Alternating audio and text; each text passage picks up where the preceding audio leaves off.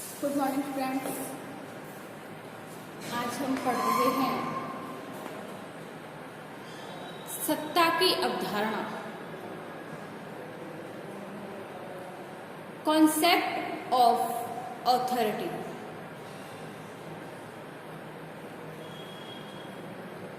यह max weber की प्रमुख अवधारणा है।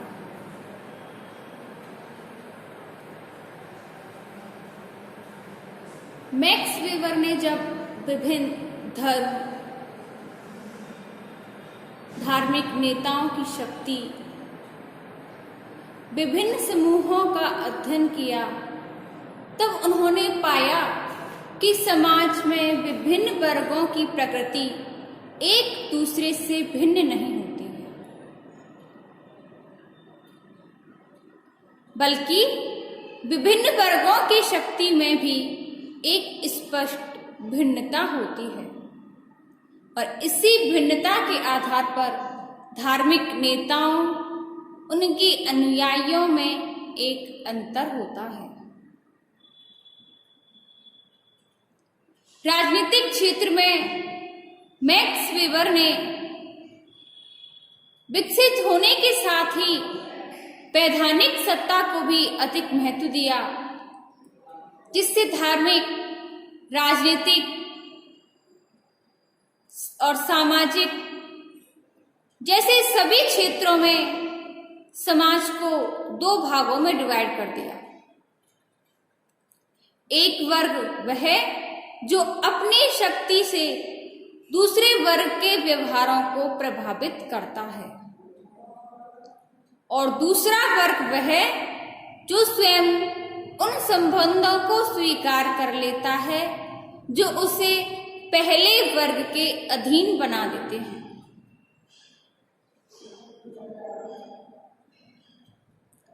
मैक्स वेबर के अनुसार सत्ता ही वह प्रमुख आधार है जो विभिन्न समूहों और उनके सदस्यों के बीच स्थापित होने वाले संबंधों की प्रकृति का निर्धारण करता है।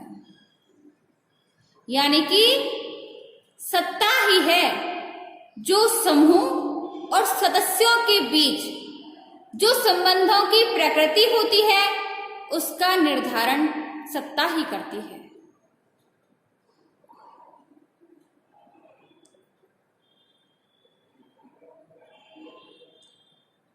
सामान्यतः हम उस व्यक्ति को सत्ता संपन्न व्यक्ति समझते हैं जिसकी समाज में उच्च परिस्थिति होती है या दूसरे व्यक्तियों की तुलना में जिसकी शक्ति अधिक होती है। परिस्थिति का संबंध व्यक्ति को समाज में मिलने वाले एक ऐसे पद से होता है जिसके साथ एक विशेष सम्मान जुड़ा होता है। समाज में जो व्यक्ति सम्मानित होता है, प्रतिष्ठित होता है, उसकी परिस्थिति ऊंची अवश्य होती है,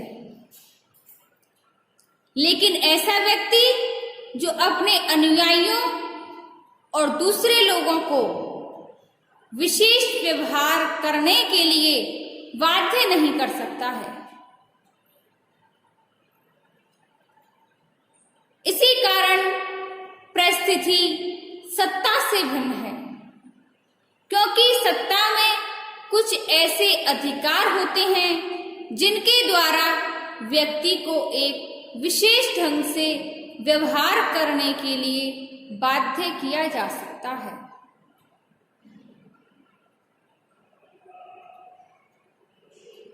सत्ता और शक्ति के बीच एक घनिष्ठ संबंध होता है। अब शक्ति किसे कहते हैं? शक्ति वह है जो अन्य व्यक्तियों के व्यवहारों को उनकी इच्छा के विरुद्ध भी प्रभावित करने की क्षमता रखती है, वह शक्ति कहलाती है। शक्ति के भी दो रूप होते हैं।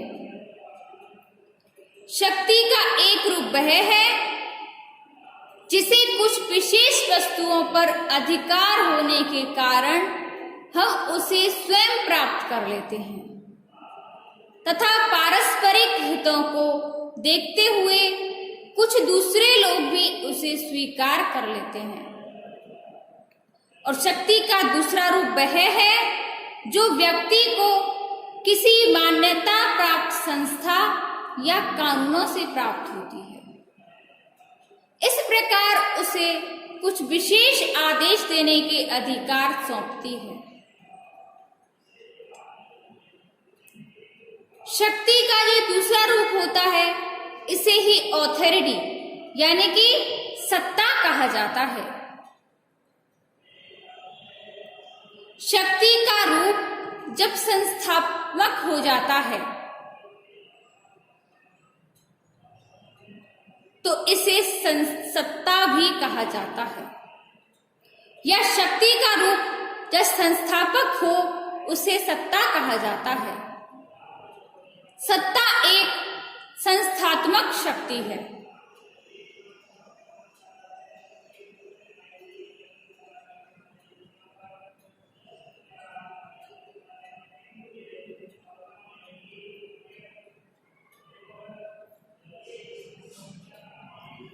मैक्स वेबर के अनुसार सत्ता एक ऐसी दिशा है या ऐसी दशा है जिसमें शासक और शासितों के बीच आदेश देने और उनका पालन करने के वैधानिक संबंधों का समावेश होता है। केवल प्रशासन के क्षेत्र में ही नहीं बल्कि किसी भी संगठन या प्रतिष्ठान में सत्ता का तात्पर्य व्यक्ति की उस शक्ति से होता है जिसमें कानूनी अधिकारों का समावेश होता है।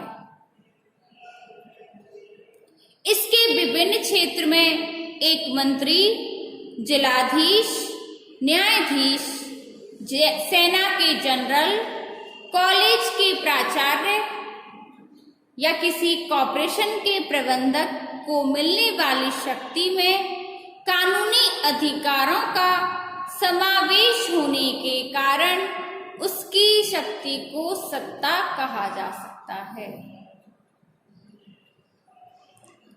सत्ता की कुछ विशेषताएं होती हैं, जैसे कि सत्ता शक्ति के संस्थात्मक रूप से होती है। सत्ता में वैधानिक अवसरों का समावेश होने के कारण व्यक्तियों को उससे संबंधित आदेशों का पालन करना अनिवार्य होता है। सत्ता केवल राजनीतिक प्रशासनिक क्षेत्र से ही संबंधित नहीं होती बल्कि सामाजिक, आर्थिक और शैक्षणिक क्षेत्रों में भी सत्ता देखने को मिलती है। सत्ता का कारण कुछ लोगों में दूसरों की अपेक्षा अधिक योग्यता और कुशलता का होना है। इसी कारण मैक्स वेबर ने सामाजिक स्तरीकरण को सत्ता का प्रमुख स्रोत माना है। सभी समाजों में सत्ता की प्रकृति समान नहीं होती। किसी समाज में इसका रूप वैधानिक होता है तो किसी समाज में परंपरागत या चमत्कारिक होता है। सत्ता का रूप चाहे वैधानिक हो या परंपरागत, इसके विभिन्न प्रारूप एक दूसरे से मिले जुले होते हैं। सत्ता के रूप में समय समय पर आवश्यकतानुसार परिवर्तन भी होते रहते हैं। तो स्टूडेंट्स, आज हमने मैक्स वेबर की सत्ता की जो अवधारणा है उसके बारे में जाना है। इससे आगे हम देखेंगे अपनी नेक्स्ट वीडियो में। धन्यवाद।